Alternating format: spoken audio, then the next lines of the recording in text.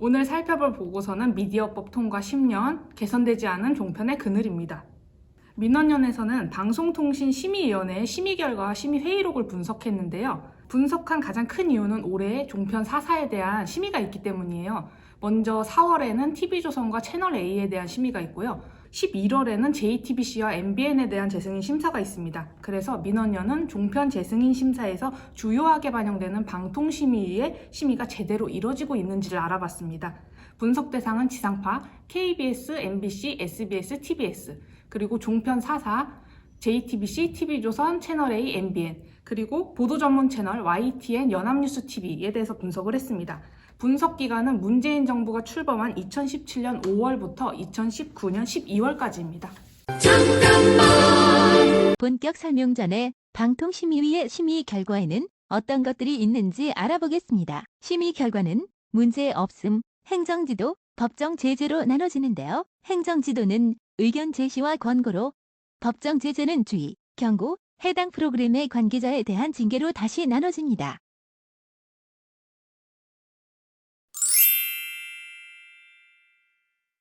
분석 대상 중 방송통신심의위원회에 상정돼서 의결이 완료된 안건은 407건이었습니다. 이 중에서 저희가 이거를 채널별 특성에 따라 살펴봤습니다. 지상파, 종편, 보도채널 이렇게 채널별 특성에 따라서 살펴보니까요. 종편이 243건이 상정이 되었습니다. 그런데 이것은 되게 지상파에 비해서 압도적인 것이었어요. 같은 기간 지상파가 124건이 상정되었거든요. 그러니까 지상파의 2배 가까이 상정이 됐다고 할 수 있죠. 그리고 좀 더 세부적으로 살펴보면 10개 방송사 중에서 상정된 안건이 가장 많았던 곳은 TV조선이었는데요. 무려 92건이나 상정이 되었습니다. 지상파 중에서는 MBC가 52건으로 상정된 안건 중 전체 안건 중 10%가 넘는 양을 차지했는데요. 이 안건을 살펴본 결과 대부분은 MBC가 정상화되기 전의 보도들로 나타났습니다. 방송사별로 문제없음과 행정지도, 법정제재의 비율을 살펴봤는데요. 특히 여기서 법정제재는 벌점이 주어지기 때문에 방송사의 재허가나 재승인에 영향을 미치게 됩니다. 그런데 눈에 띄는 것이 TBS와 TV조선이었거든요. TBS는 상정된 안건 18건 중에 법정제재가 내려진 안건이 7건이나 됐습니다. 지상파와 종편을 통틀어서 법정제재 비율이 38.9%로 가장 높았는데요. 이 지상파와 종편을 통틀어서 TBS는 문제없음이 나온 것이 또 단 한 건도 없어서 눈에 띄었습니다. 그리고 TV조선은 JTBC를 제외한 종편 3사 중에서 법정제재 비율이 4.3%로 가장 낮았는데요. 이것은 10개 방송사 중에서 법정제재 비율이 2.2%로 가장 낮았던 JTBC 다음 가는 수치로 매우 낮다고 할 수 있습니다. 보도 시사 프로그램의 공정성 그리고 객관성 측면에서 많은 지적과 비판을 받아왔던 TV조선의 법정제재 비율이 매우 낮다는 것은 방통심의의 심의 결과에 의문을 갖게 합니다. 특히 오는 4월에 재승인 심사가 있는 TV조선을 보면요. 2017년도에 재승인 심사 결과 총 1000점 중에서 최소 기준은 650점도 넘지 못했습니다. 이렇게 TV조선처럼 기준 점수에 미달할 경우에는 방송통신위원회에서 아예 조건부 재승인을 해주거나 혹은 아예 재승인 거부를 해줄 수가 있거든요. 그런데 TV조선은 당시에도 재승인 거부를 받아도 마땅할 만큼 안 좋은 결과였음에도 방송통신위원회가 재승인을 내렸습니다. 그런데 재승인을 하면서 조건을 하나 걸었습니다.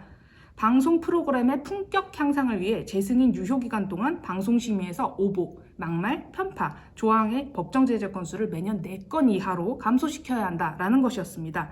여기서 말하는 오보, 막말, 편파 조항이 무엇이냐면요.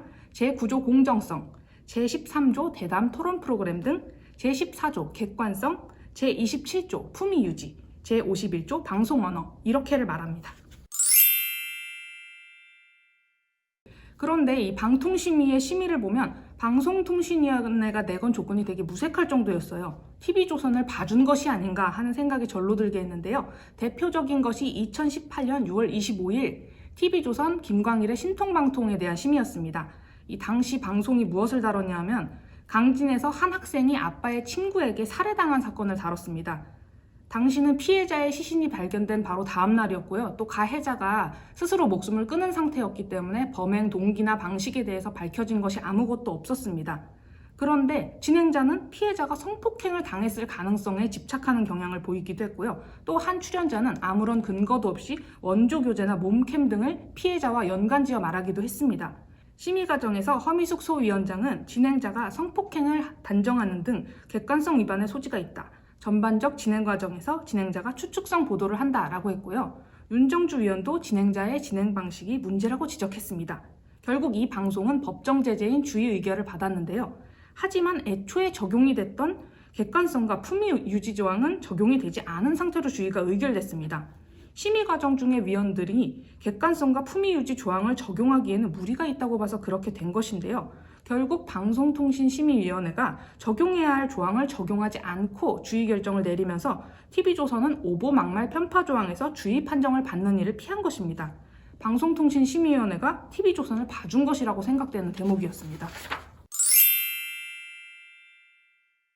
네, 이렇게 앞서 말했듯이 적용해야 할 조항을 적용하지 않은 경우도 있었지만 반대로 적용해야 할 조항을 적용하고도 제재 수위는 너무 낮았던 경우도 있었는데요. 바로 그 노회찬 의원의 시신 이송을 생중계한 것이었습니다. 2018년 7월 23일 TV조선 보도본부 한 라인에서는 노회찬 의원의 시신 이송 장면을 생중계했습니다. 생중계하는 내내 화면의 자막으로 고 노회찬 의원 시신 구급차로 병원 이송 중 이런 자막을 띄웠고요. 또 신호대기로 구급차 옆에 바싹 붙게 됐을 때는 구급차 창문을 클로즈업해서 보여주기도 했습니다. 심의 과정에서 의견 진술을 하러 나온 TV조선 권기덕 보도본부 시사제작부 차장은 방송을 보고 불쾌감을 느낄 수 있다면서도 그런 다양한 반응을 모두 고려해서 제작의 기준으로 삼을 수는 없다라고 주장을 했습니다. 또 시신 이동 차량 생중계를 방송하지 말라는 심의 규정을 아는 바가 없었기 때문에 실시간으로 판단해서 진행했다라고 밝히기도 했습니다.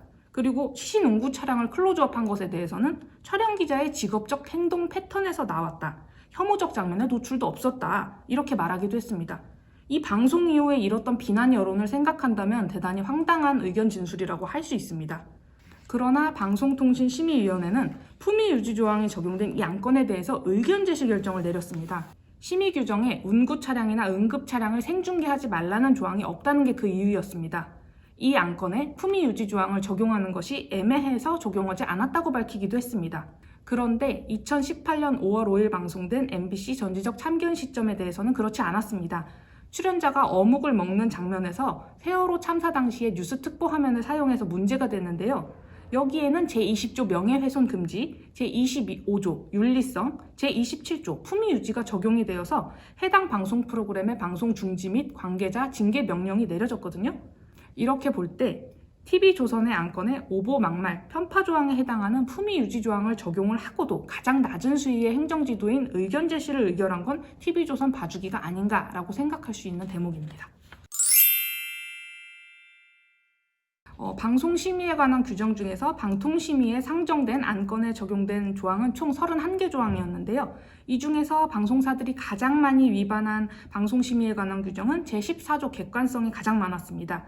183건으로 가장 많았고요. 다음으로는 제9조 공정성, 제13조 대담 토론 프로그램 등 제21조 인권보호, 제30조 양성평등, 제46조 광고효과, 제27조 품위유지, 제38조 범죄 및 약물묘사, 제19조 사생활보호, 제20조 명예훼손 금지 등이 그 뒤를 이었습니다. 방송사들이 위반한 규정 중 상위 10개 조항에 하나여 방송사별로 통계를 내보니까요. 종편이 지상파보다 해당 조항을 어겨 상정된 안건 수가 압도적이었습니다. 다만 공정성 조항의 경우에는 지상파가 종편보다 앞섰거든요. 그런데 이것은 지상파가 채널 특성상 방송의 공적 책임을 종편보다 보다 엄격히 물어서 이런 결과가 나타난 것으로 보입니다. 네, 제13조 대담 토론 프로그램 등 위반으로 상정된 47건 중 68.1%나 종편이 차지했습니다. 이는 지상파의 3배 가까이 되는 수치였는데요. 2010년 방송통신위원회는 종편 출범에 앞서서 정책 목표를 밝혔습니다. 이 중에 하나가 방송의 다양성 제고를 통한 시청자의 선택권 확대였습니다. 특히 TV조선은 2017년에 방송통신위원회에서 재승인을 받을 때 보도 프로그램의 편성 비율을 줄이라는 권고를 받기도 했습니다. 그런데 종편에서 대담 토론 프로그램 등 이 조항 위반으로 상정된 안건 수가 많았다는 건 종편에 유독 지상파보다 많은 시사대담 프로그램이 편성돼 있고 또 여기서 나타나는 문제도 많았다는 것을 뜻하는 것입니다.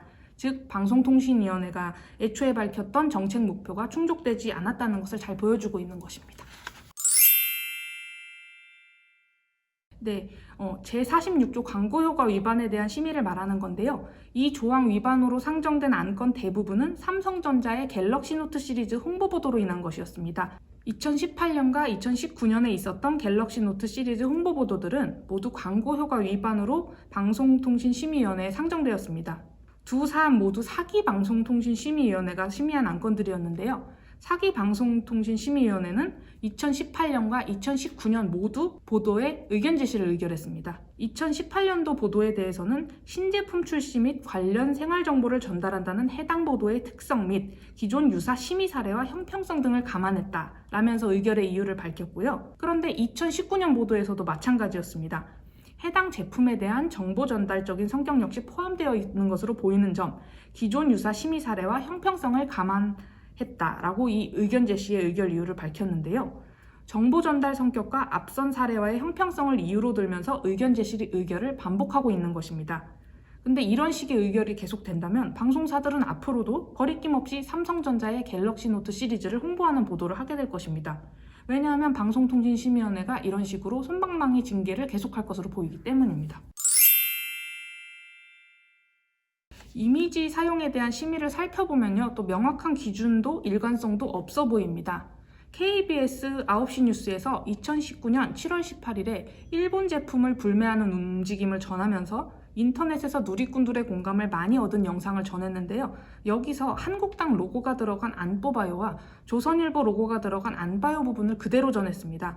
방송통신심의위원회는 이 보도가 객관성 조항을 위반했다면서 주의라는 법정 제재 의결을 했습니다. 그런데 모욕이나 폄하를 목적으로 원래 이미지를 교묘하게 조작한 일베 이미지와 달리 KBS가 당시 인용했던 이미지는 일본 제품 불매운동이 한창이었던 당시에 사람들 사이에서 많은 공감을 얻었던 이미지였고 영상이었습니다. 그런데 이번 방통심의위의 심의 결과와 회의록 분석 대상은 아니었지만요. 2019년 3월 22일 KBS TV는 사랑을 싣고에서 출연자 사연을 전하는 과정에서 서울대 공식 로고가 아닌 일명 일베 이미지를 사용했는데도 행정지도엔 권고를 받은 사례도 있었습니다. 그리고 심의 과정 중에 정광상 위원이 제작진 중에 서울대 출신이 있었으면 금방 알았을 거라고 했는데요. 공영방송 KBS가 이미지 사용에 부주의해서 프로그램에서 모욕과 비하를 목적으로 변형된 이미지를 사용했는데 제작진 중 서울대 출신이 있었으면 금방 알았을 거라니 대단히 황당한 대목이었습니다. 2019년 7월 11일 TBS TV의 뉴스공장 외전 더 룸에 대한 심의였는데요. 일본 제품 불매 운동과 관련해서 여론조사 결과를 다뤘는데 여기서 출연자가 자유한국당 지지층에서 향후 일본 제품 불매 운동 불참 비율이 참여 비율보다 오차 범위 내에서 높은데도 이를 명확하게 밝히지 않았다고 해서 제16조 통계 및 여론조사 조항 위반으로 상정되었습니다. 그런데 심의 과정 중 심의위원의 발언이 황당했습니다. 박상수 위원이 고등학교 때 통계학적으로 의미 있는 최소한의 표본이 1000명인 것으로 기억하고 있다라고 했습니다.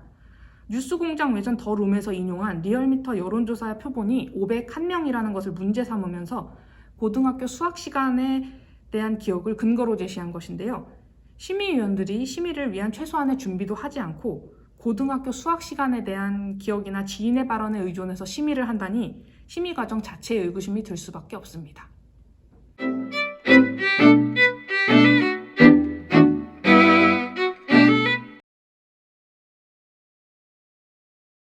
앞으로는 저보다 다른 활동가들이 훨씬 더 많이 했으면 좋겠습니다.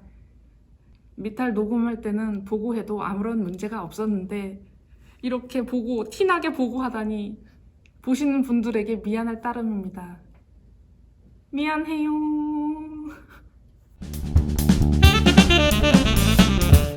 다음엔 더 믿을만한 미디어 비평으로 찾아오겠습니다. 안녕히 계세요.